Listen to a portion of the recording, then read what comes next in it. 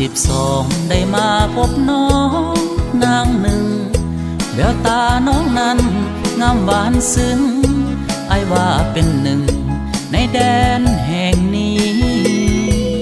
สาวนาว่างามบันเกินก็ตามดมโดก็ดีอ้ายได้มาพบนาลีกุลสตรีเทพีสาวลาวหลัก52อยากได้นวลน้องมาเป็นคู่แต่หัวใจอ้ายนี่หดหูลังเลบ่ฮู้จะเฮ็ดจังใด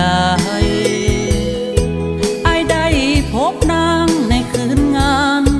บุญวัดแห่งนั้นสองหัวใจขอให้ตรงกันอย่าให้อ้ายฝันหวานอันลมอยากจะพบนางทุกคืนทุกวัน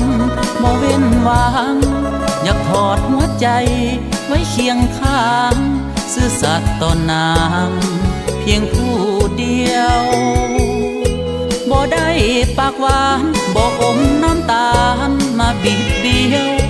หัวใจของอ้ายมีดวงเดียวแต่น้องนั้นเหนียวจนตายใจหลักที่จะออกหากได้นวลน้องมาเป็นคู่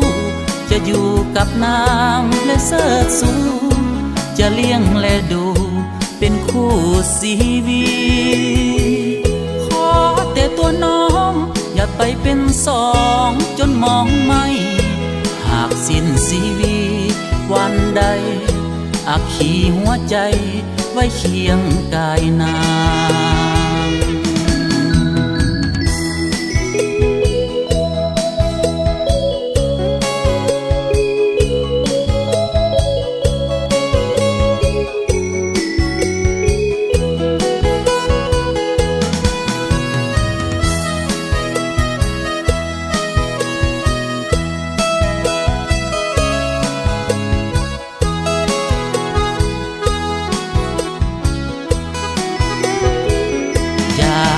พบนางทุกคืนทุกวันบ่เว้นวางอยากถอดหัวใจไว้เคียงข้างซื่อสัตย์ต่อนางเพียงผู้เดียวบ่ได้ปากหวานบ่อมน้ำตาลมาบีบเบี้ยวหัวใจของอ้ายมีดวงเดียวแต่น้องนั้นเหนียวจนตายใจหลักที่จะออกหากได้นวลน้องมาเป็นคู่จะอยู่กับนางและเสิร์ชสูจะเลี้ยงและดูเป็นคู่ชีวิตขอแต่ตัวน้องอย่าไปเป็นสองจนมองไม่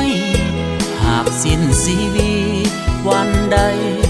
อักขีหัวใจไว้เคียงกายนาง